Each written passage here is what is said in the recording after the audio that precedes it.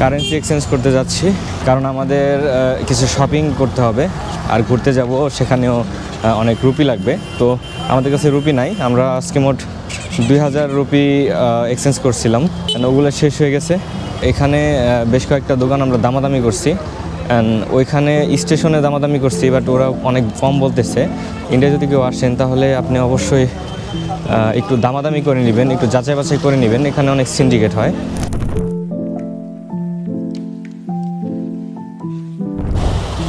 আমাদের এক্সচেঞ্জ করা হয়ে গেছে, এখন আমরা একটু মার্কেটের দিকে যাব। আমরা উবার রিকোয়েস্ট দিছিলাম, আরে চলে আসছে।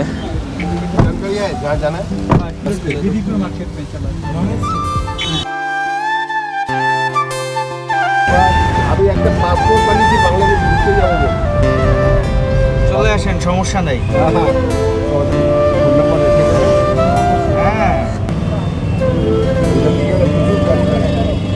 এখানে তুমি সবচেয়ে মজা কী পাবে জানো?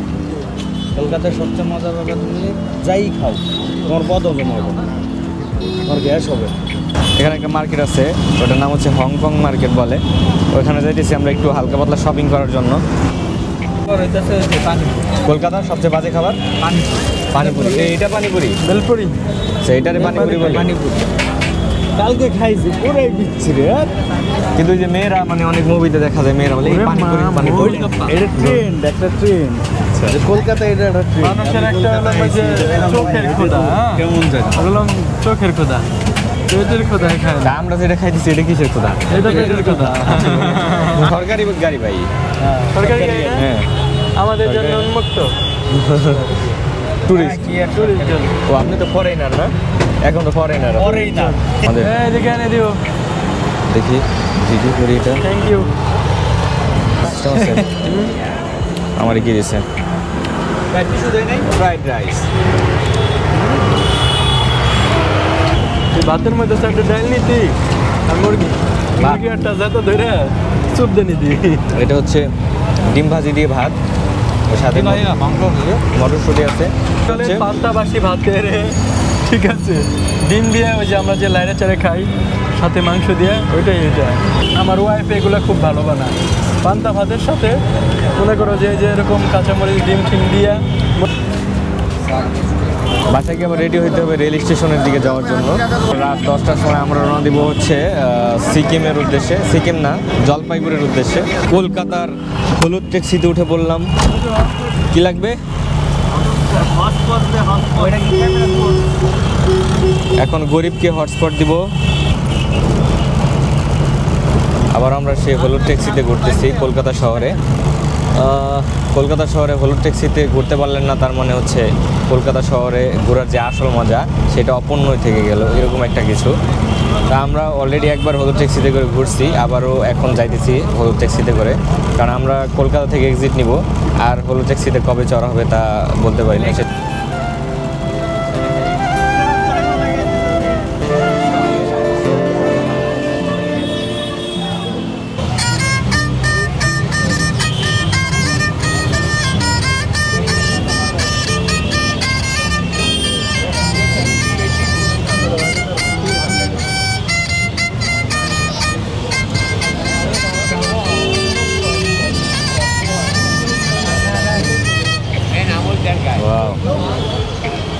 নাইস।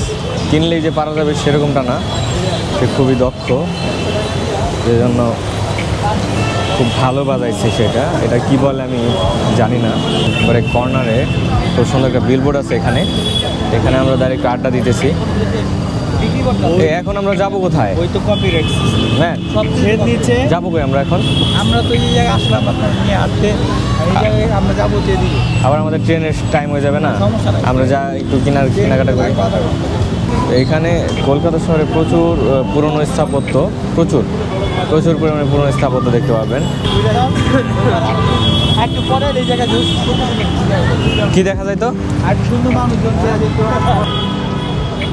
এখান থেকে বোতল নিতে পারবেন আপনি, কিন্তু এগুলো খাওয়া পাপ, হারাম, এগুলো আমি খাই না, এগুলো দুষ্ট ছেলেরা খায়। কলকাতা শহরে আসলে আপনি এরকম রাস্তার আশেপাশে প্রচুর স্পার দোকান দেখতে পারবেন।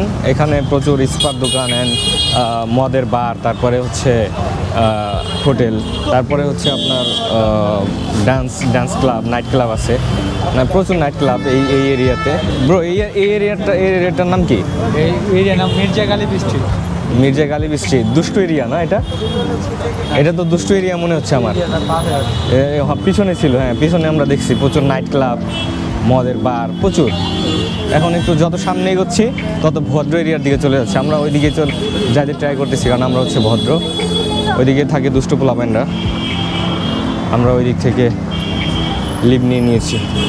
এখন আসছি হচ্ছে শালের দোকানে। এখানে কাশ্মীরি শাল পাওয়া যায়, সেজন্য আসলাম, দেখি কীরকম শাল পাই আমরা এখানে।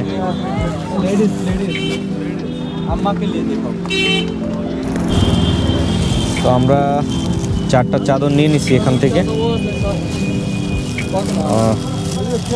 অনেক টাইম লেগে গেছে চাদর নিতে। ওকে ভাইয়া, আরাম।